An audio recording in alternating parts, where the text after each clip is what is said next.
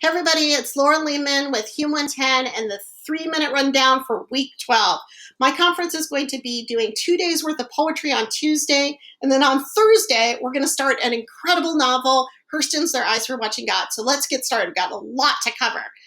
First day, the first half, we're going to talk about blues poetry, and I'd really like you to think a lot about Langston Hughes, not just the articles about the debate between him and Schuyler, but also thinking about what does it mean to incorporate African American music.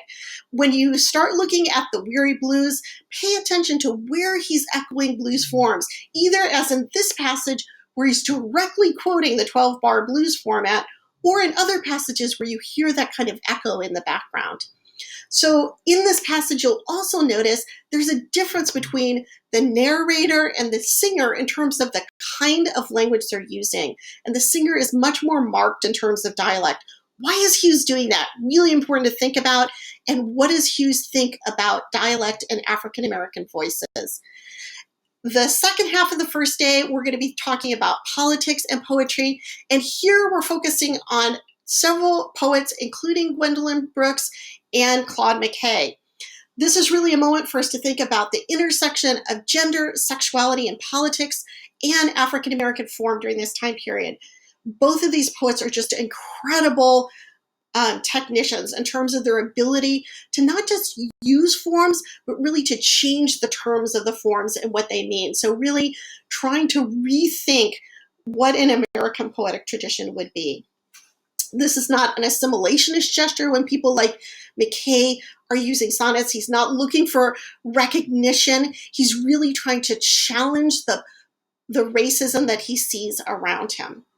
Okay, so that's the first day. On Thursday, we're going to start a beautiful, beautiful novel by Zora Neale Hurston, which was rediscovered actually relatively recently. She was somebody where she just, she fell into poverty later in life and people forgot about her work, which is a shame because this is just an amazing, amazing novel. Hurston is such a gifted writer. Just the nuance and level of which she's writing is fantastic. The other thing that I think is super important to think about with this novel, it's really a coming of age novel. And Hurston's interested in what does it mean to be an African American woman during this time period, encountering racism not only from whites, but also sexual oppression from within the African American community. And what does it mean for a woman to develop a sense of self and an autonomy and her own voice? And for that reason, if nothing else, we would want to have Hurston's voice back into this discussion. So again, really a moment of that intersectionality between gender and race and class and politics during this time period.